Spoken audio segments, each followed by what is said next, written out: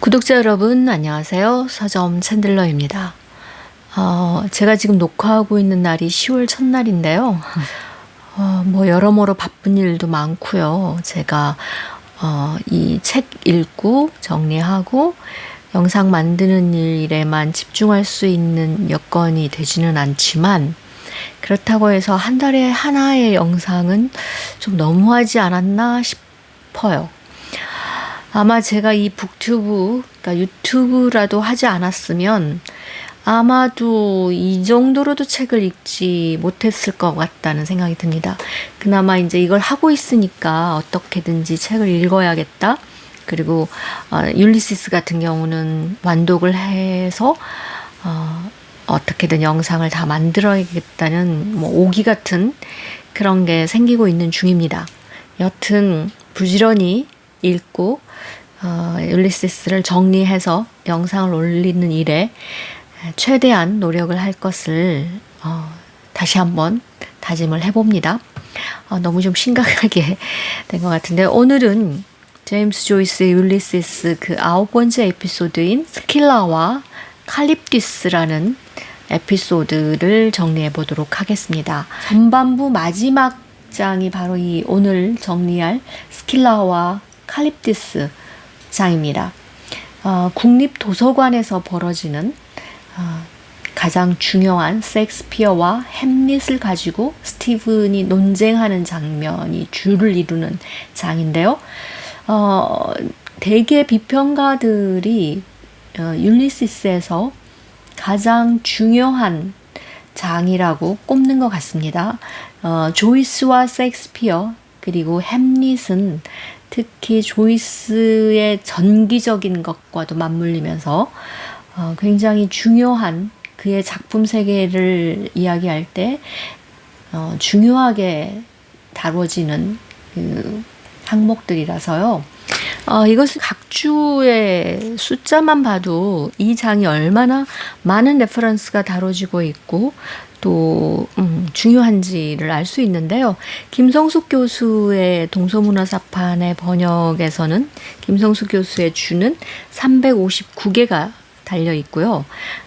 김종공 교수의 번역판에서는 613개의 각 주가 달려 있습니다. 그래서 가장 중요한 셰익스피어와 햄릿, 그 밖에 셰익스피어의 여러 작품들, 무려 31작품이 언급이 되는데요. 그래도 어느 정도는 이 사전 지식들이 좀 있어야지 이 장을 온전히 즐길 수 있을 것 같다는 생각이 드는데, 불행하게도 물론 저는 셰익스피어의 작품을 그다지 많이 읽지 못했고요. 물론 기본적인 비극 그리고 희극은 몇 작품 읽지 못했고, 서사시 같은 경우는 또 손대지 못했고요. 역사극 정도 몇 편 본 정도이고요. 셰익스피어 생애 자체에 대해서도 아주 오래전에 알고 있던 기본적인 거 몇 가지 외에는 그의 생이 그토록 그 비밀에 많이 쌓여 있고 또 여러 면에서 혼돈스럽다는 것도 인지하지 못하고 있던 상태에서 이번에 이제 알게 됐습니다. 물론 셰익스피어에 대해서는 예전부터 셰익스피어라는 단일 인물이 아니다, 그리고 실존 인물이 아니라느니, 프란시스 베이컨의 작품들이라느니 여러 가지 말들은 예전부터 있었는데, 그리고 작품 순서도 역시 확정적이라고 하지는 않는 것 같습니다. 하여튼 셰익스피어 관련해서는 계속해서 그에 대한 연구와 함께 새로운 사실들이라든지 새로운 평가들이 이루어져 있는 것 같고요.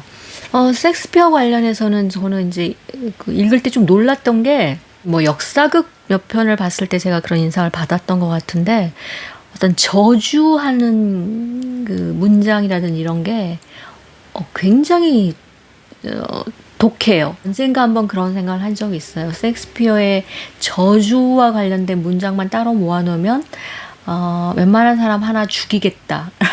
저주로 죽이는 주술을 부릴 수 있겠다라고 생각했던 적이 있어요.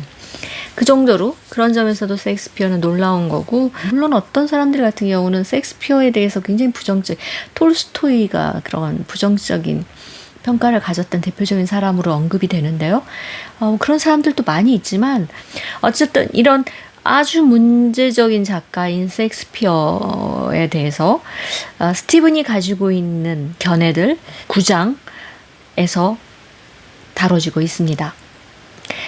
그러면 먼저 이 호메로스의 오디세이아에서 12권에 나오는 에피소드인데요. 스킬라와 카립디스라는 에피소드는 과연 어떤 이야기를 담고 있는지부터 먼저 알아야 제임스 조이스의 율리시스에서 9장을 특별히 조이스가 할애해서 어떤 이야기를 하고자 하는지를 좀 이해할 수 있을 것 같습니다. 스킬라와 카립디스라는 이 두 바위의 바닷길을 지나는 것은 어떤 진퇴양난에 빠지다. 그러니까 어떤 거를 선택해도 나쁜 상황에 처하게 되는 그런 것을 말할 때 스킬라와 카립디스 사이를 지나다라고 이야기를 한다고 합니다. 그러니까 우리의 주인공인 오디세우스도 바로 그 협곡 사이를 지나가게 되는 그런 이야기인데요. 키르케는 오디세우스가 이제 앞으로 이타카로 돌아가는 데 있어서 맞이하게 될 위험들에 대해서 미리 예언을 해주고 어떻게 피할 수 있는지에 대한 조언을 해줍니다. 그 이야기 중에 이제 첫 번째로 나오는 게 세이렌 이야기인데요. 세이렌의 위협을 벗어나게 되면 또 다른 이제 위험한 곳이 나오는데 그 중에 둘 중에 하나의 길로 선택해서 가야 된다라고 키르케가 가르쳐 줍니다. 하나는 이제 바로 다음 장에 나올 건데요. 배회하는 바위들, 그러니까 바다 한가운데 그런 게 있는 건지, 그러니까 배하고 부딪힐 수 있을 정도로 떠다니는 바위죠. 굉장히 위협적이어서 그 근처에 가서는 어떤 동물, 사람 살아날 수 없다라고 해요. 심지어는 신에게 가는 새조차도 건널 수 없는 그런 배회하는 바위가 있고요. 이곳을 택해서 가든지 아니면 스킬라와 카립디스 사이에 있는 그 협곡의 길, 이 길로 가든지 둘 중에 선택을 하라는 얘긴데요. 아예 이 배회하는 바위들은 선택지에서 배제가 됩니다. 애초부터 그냥 스킬라와 카립디스 그 협곡 사이를 지나가게 되어 있는 것처럼 보여요. 아예 배회하는 바위들은 나오지 않으니까요. 그런데 이제 조이스는 이 배회하는 바위들을 따로 떼어서 한 장을 만들었고요. 스킬라와 카립디스는 두 개의 바위인데요. 한쪽에 있는 게 이제 그 바위에는 중간 지점에 동굴이 있고 그 동굴에 사는 괴물이 바로 스킬라라는 겁니다. 스킬라는 목이 6개 있고 그 위에 각 2개씩의 머리를, 총 12개의 머리를 가진 괴물인데요. 대왕 오징어 이런 걸 생각하면 된다고 강대준 교수는 이야기를 하는데, 어쨌든 이 이제 여자 형상을 지닌 괴물인데요. 이 스킬라는 배가 지나갈 때 다리는 이 동굴에 붙이고 몸을 길게 내밀어서 잡아먹는 거죠. 그래서 머리에 입이 있는 게 아니라 이 6개의 목에 아마 입이 있는 것 같아요. 그 입에는 각 3줄씩의 이빨이 있고요. 이걸 가지고 이제 잡아먹는 거죠. 그래서 이 길을 피하든지 아니면 바로 맞은편에 또 하나의 바위가 있는데 그건 이제 카립디스라는 곳인데 이게는 거대한 소용돌이가 치는 바위라는 거죠. 바다가 마치 뒤집히듯이 밑바닥에서부터 이제 엄청난 물보라와 함께 그런 곳. 그래서 이 두 가지 사이를 지난다는 거는 그러니까 거의 살아남기 힘든 길이라는 거죠. 그래서 키르케는 이왕이면 스킬라 쪽으로 붙어서 가라고 조언을 해줍니다. 일단 6명 정도를 희생하는 사이에 빠져나가라는 거죠. 오디세우스는 키르케의 조언을 무시하고 싸움을 하려고 하는데 결국에는 부하들을 잃고 빠져나가고 나중에 다시 이 스킬라와 카립디스 협곡으로 다시 돌아오게 되는 그런 과정을 거치는데, 어쨌든 무사히 빠져나가서 태양신의 섬, 태양신의 황소들을 만나게 되는 그곳으로 가게 되는 거죠. 이게 이제 12권에 나오는 스킬라와 카립디스의 이야기입니다. 이 장은 그동안 우물하고 우울했던 그런 모습만 보였던 스티븐이 아마 유일하게 이곳에서는 자신의 견해를 마음껏 논쟁하는 그런 장면이 나옵니다. 스티븐과 논쟁을 벌이는 사람들은 토마스 리스터라고 실제로 더블린의 국립도서관의 관장을 지냈던 인물이고요. 그 다음으로는 이제 젊은 이론가이면서 수필가 작가라고 하는 존 이글링턴이라는 필명을 가진 이름입니다. 이름은 맥이라는 이름을 가진 작가인데요.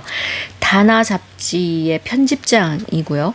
다음으로는 조지 러셀이라고 필명이 AE라는 필명을 가지고 있는 시인이고 작가인데요. 이 사람은 이제 예이츠와 절친으로서 아일랜드 문해부흥 운동을 주도했던 인물 중에 하나입니다. 실제 인물들입니다. 다 이 인물들과 이제 논쟁을 벌입니다. 셰익스피어와 그 작품과 관련된 이야기로요. 김종곤 교수 같은 경우는 이 장을 어떻게 정리를 하셨냐면 플라톤주의의 심형과 아리스토텔레스의 바위의 대결이라고 이야기를 합니다. 미켈란젤로의 아테네 학당이라는 그림을 보면 그림 가운데에 플라톤과 아리스토텔레스가 두 사람이 중심이 되어 나오죠. 플라톤은 하늘을 가리키고 있고 아리스토텔레스는 땅을 가리키고 있는 두 사람이 대변하듯이 심연과 바위라는 이 두 가지 은유를 통해서 두 진영 어떻게 보면 플라톤과 그다음에 아리스토텔레스의 현실주의 감각이 부딪히게 되는 그런 이제 논쟁을 볼 수가 있겠고요. 그 사이를 이제 우리의 주인공 블룸이 도서관에 알렉산더 키즈 그 광고도안 복사를 위해서 도서관에 왔다가 고담 준농과 같은 논쟁의 사이를 그야말로 아무런 대사, 아무런 어떤 내적 고백의 것도 없이 상복을 입고 조롱을 받으면서 빠져나가는 그 모습을 볼 수가 있습니다. 그리고 스티븐 역시 관습적이고 또 관념론자들의 논쟁 사이를 자신의 이론, 자신의 견해를 이야기를 하면서 빠져나가는 거고요. 누구보다도 이 위험하고 아찔한 협곡을 지나는 것은 독자가 아닌가 싶습니다. 이 장은 또 막간처럼 벙 멀리건이 등장하고 블룸이 등장합니다. 벙 멀리건은 사실 처음에 쉽 주점이라는 곳에서 12시 반에 스티븐이 와서 영국인 헤인즈에게 햄릿론에 관해서 이야기를 하기로 약속을 했었는데 이미 샌디 마운트 해변에서 스티븐은 가지 않기로 거의 마음을 먹고 못 간다는 전보를 줬죠. 그 전보를 받고 멀리건이 등장을 합니다. 스티븐을 조롱하면서 등장을 하고요. 그래서 이 장에서는 다른 여타의 문제들이 다룰 수도 있지만 가장 중요한 셰익스피어와 햄릿, 작가와 작품의 연계를 어떻게 볼 것이냐라는 이 핵심 주제에 대해서만 이야기를 해보고 정리를 마치도록 하겠습니다. 개요를 먼저 정리를 해볼게요. 시간은 오후 2시고요. 장소는 이제 도서관이고 기관은 뇌입니다. 학문은 문학이고요. 여기서 색채는 있지 않고요. 상징은 런던에 있는 스트래트포드입니다. 바로 셰익스피어의 탄생지고요. 기법은 변증법입니다. 스티븐이 대화법을 통해서 리스터, 존 이글링턴, 그다음에 AE라고 불리는 조지 러셀, 그리고 자신의 친구인 미스터 베스트라고 하는 친구, 이 네 사람과 계속해서 대화를 나누면서 셰익스피어론을 펼칩니다. 계속해서 방해받고 조롱받고 이런 이제 스티븐의 모습이 드러나고요. 스티븐이 이토록 셰익스피어와 햄릿의 관심을 갖고 집착할 수밖에 없었던 이유가 드러나고요.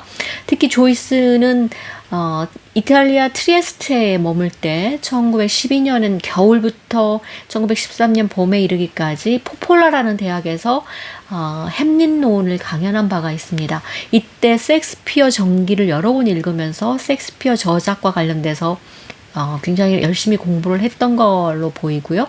비상한 기억력을 가지고 있는 조이스였으니까 얼마나 또 많은 거를 이야기를 할 수 있었겠는지 짐작이 됩니다. 스티븐은 여기서 자기의 주장을 열심히 하는데 마지막에 이렇게 질문을 하죠. 너는 네가 말하는 것을 믿느냐?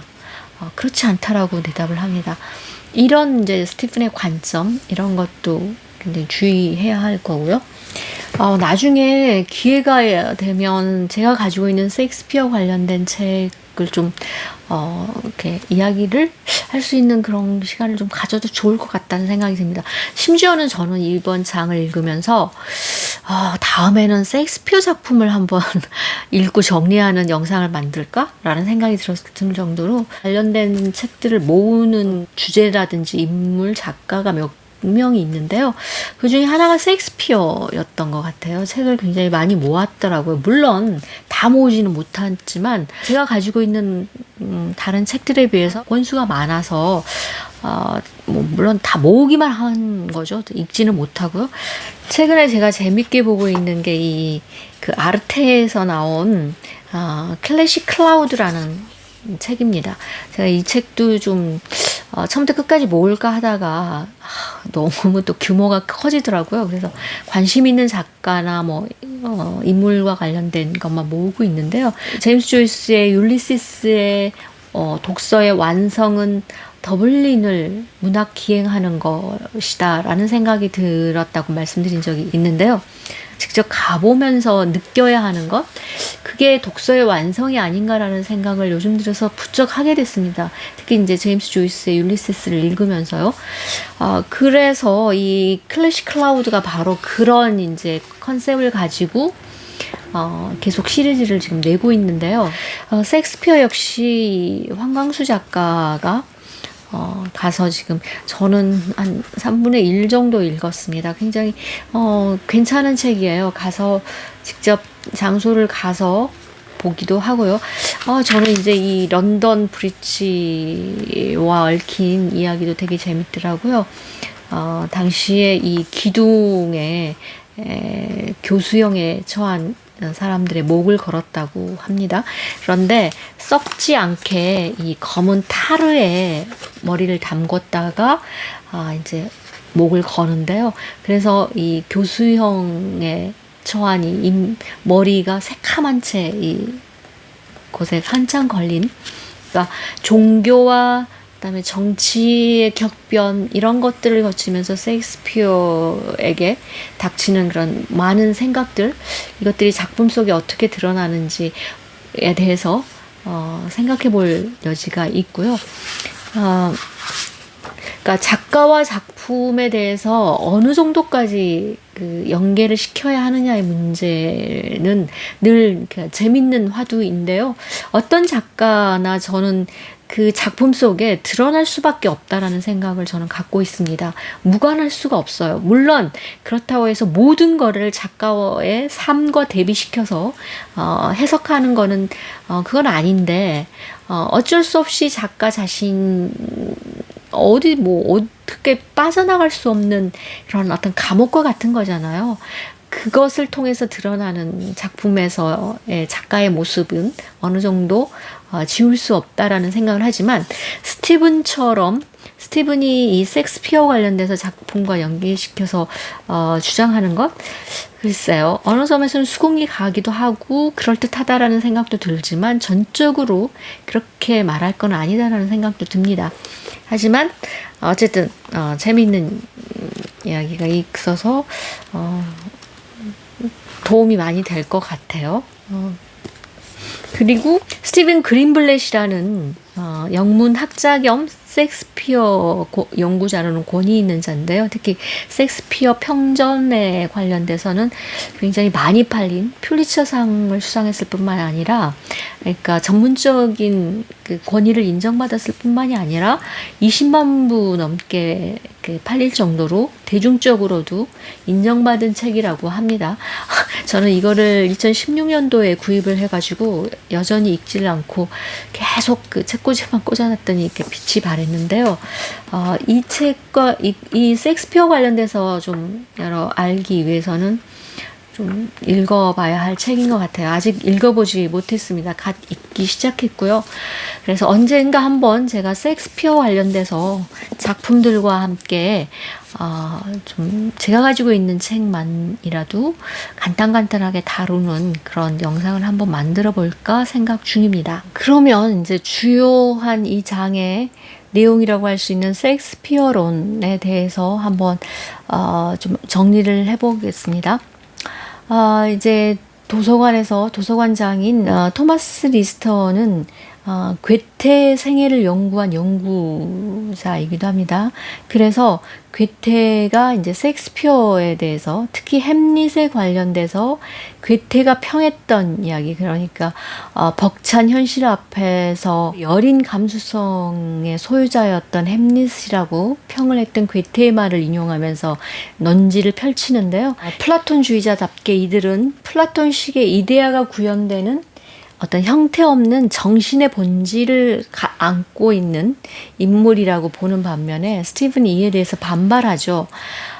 그런 정신적 구현물이 아니라 실제 셰익스피어의 정기적 사실과 밀접하게 관련된 인물이 바로 햄릿이다라고 주장을 하는 건데요.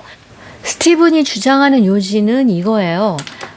햄릿은 그런 어떤 정신적인 구현을 담고 있는 그런 인물이 아니라 실제로 셰익스피어에게는 아들이 있었는데 햄넷이라고 하는 이 햄넷은 어린 나이에 일찍 죽었습니다.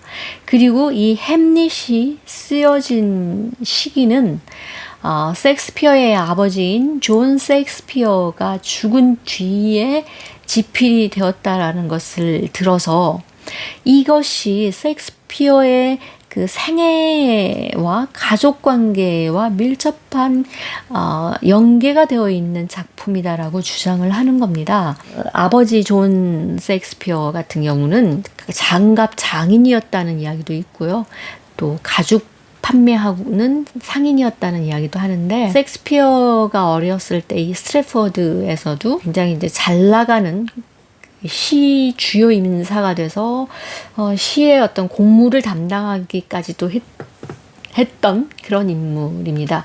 그러니까 셰익스피어로서는 어린 시절에는 부유한 가정 환경과 집안에서의 그 어떤 명사의 아들로서 그 유명한 그런 이제 어린 시절을 보냈던 거죠. 그런데 셰익스피어는 18세 때 8살 연상인 26살의 앤 해서웨이를 만나서 사랑에 빠지고 결혼을 하게 됩니다. 결혼한 지 8개월, 그러니까 속도 위반을 한 거죠. 결혼한 지 8개월 만에 큰 딸이 태어나고 그리고 뒤이어서 이제 아들 햄넷과 그 다음에 수잔나라는 또 딸이 태어납니다. 그러니까 이때가 벌써 20살 정도, 20세 때 이미 새 아이의 아버지가 됐고요. 그 다음에 연상의 아내를 둔 그런 이제 가장이 된 거죠. 그리고 집안은 점점 기울어서 그러니까 기록들을 보면 그 부유했던 존 셰익스피어는 몰락한 걸로 보인다고 합니다. 빚과 뭐 청산 뭐 이런 게 굉장히 있어서, 그래서 어린 시절에 부유하고 명사의 아들이었다가 나이가 들에 따라서 이제 가난해진 그런 이제 인생 역정을 살게 된 셰익스피어죠. 그리고 이미 20살 때쯤에는 새아이의 아버지가 되고 고향을 떠나고 싶었을 거라는 그런 짐작을 할 수가 있죠. 그래서 일찍 가족을 모두 놔두고 런던으로 가게 됩니다. 그리고 이제 극작가로서 왕성한 활동을 하게 되고 성공하게 되는 거죠. 그러니까 부유한 극작가가 되어서 고향에 돌아와서 이제 인생을 산 건데, 그래서 이 햄릿이라는 그 인물을 통해서 셰익스피어는 자신의 죽은 아들 햄릿과 아버지와의 관계 모든 것을 담고 있다라고 이제 스티븐은 주장을 합니다. 여기에 이제 앤 해서웨이라는 셰익스피어와 앤 해서웨이 부인과의 관계가 중요한데요. 평생에 거쳐서 앤 해서웨이 부인에 대한 언급을 한 번도 하지 않았다고 합니다. 거의 기록이 나와 있지 않다고 해요. 그래서 부인에 대해서 이토록 언급이 없는 섹스피어, 두 사람의 관계를 짐작해 볼 수 있지 않겠느냐는 거죠. 게다가 결정적인 거는 유서입니다. 섹스피어가 남긴 유서를 보면 아내에게는 유일하게 침대 하나를 남깁니다. 물론 좋은 침대였다고 하는데요. 그 부유한 극작가로 성공해서 고향에 돌아온 섹스피어 치고 침대를 제외한 어떠한 유산도 남기지 않았다는 것. 또 하나는 결국 그 앤보다 섹스피어는 먼저 죽게 되는데요. 마지막을 돌본 이도 바로 앤인데 같이 묻히는 거를 거부한 거죠. 결국엔 앤은 죽어서도 섹스피어 옆에 묻히지 못했는데요. 이런 두 부부의 이 관계를 봤을 때 앤과 섹스피어 사이는 불화했을 것이고, 그것이 또 어떤 이유 때문이냐면 섹스피어에게는 길버트 에드먼드 리처드라는 삼형제가 있었습니다. 총 8남매의 셋째였는데 이제 결국 위에 있는 두 누이가 죽은 바람에 장남이 됐고요. 그래서 그 중에 이제 삼형제, 길버트 에드먼드 리처드 삼형제 중에서 앤과 아마 바람을 피웠을 거라고 스티븐이 주장하는 이 리처드라는 동생이 있습니다. 리처드와 앤이 서로 간통했을 것이라는 게 스티븐의 주장이고요.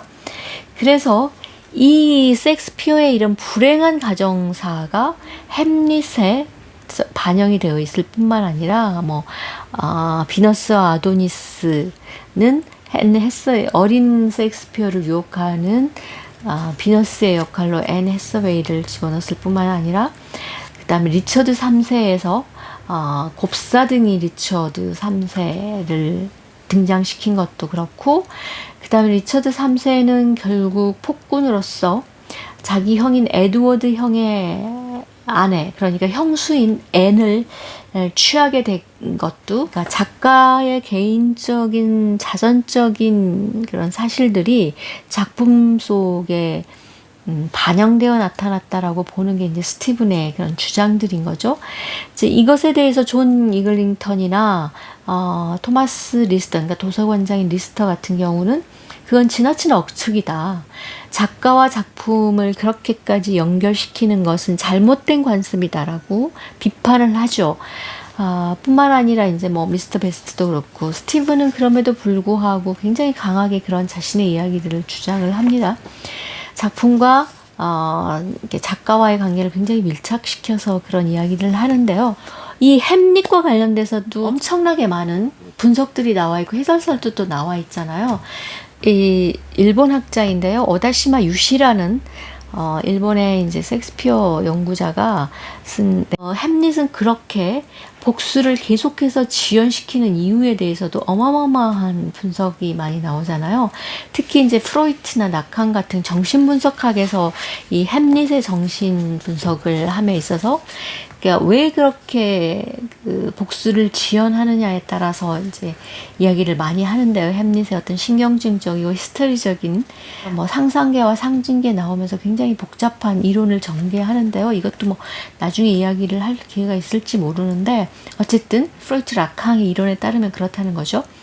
그 스클로디어스라는 자신의 숙부는 오디푸스 컴플렉스를 가지고 있는 그 햄릿의 입장에서 보면 자신이 그렇게 하고자 했던 욕망을 담자하고자 있는 동일시의 대상인 동시에 가족관계 측면에서 봤을 때는 아버지의 명령에 의해서 복수를 해야 할 대상인 거죠. 이런 딜레마인 것이기 때문에 그런 복수의 지연이 될 수밖에 없다라고 이제 해석을 한다든지 이런 복잡한 이야기가 있는데요. 이런 것도 따지면서 읽는다면 굉장히 재밌을 것 같은데, 여기서도 이제 스티븐은 섹스피어의 그 아내 앤에 대한 섹스피어의 분노를 반영하고 있기 때문에 앤에 대한 분노를 이 클로디어스와 그다음에 거트루드 자신의 그 햄릿의 어머니인 이 사람들에게 반영을 하고 있다라는 이야기도 합니다.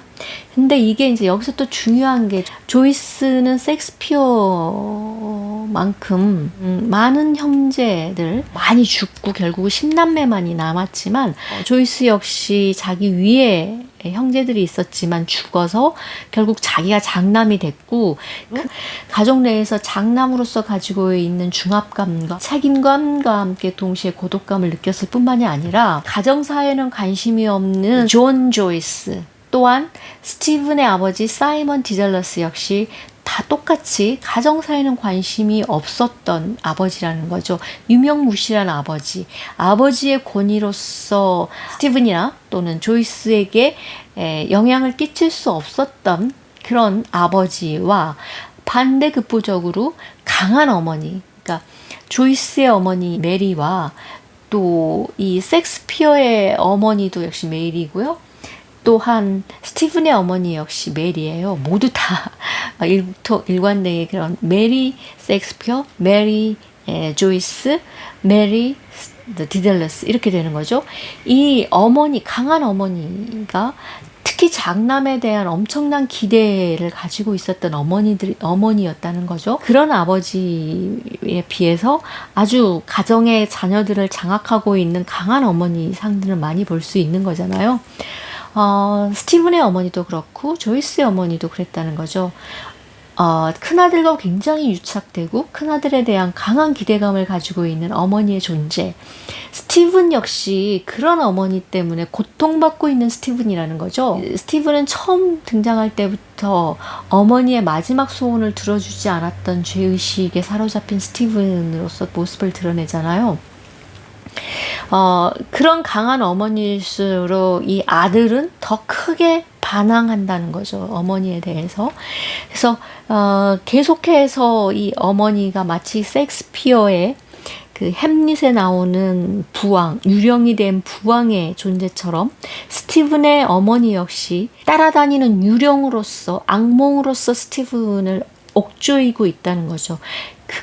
끊임없이 그 어머니라는 존재는 결코 어머니의 기대에 부응할 수 없는, 부응하고 싶어 하지 않는 아들의 죄의식을 끊임없이 상기시키면서 되돌아오는 유령과 같은 존재라는 것.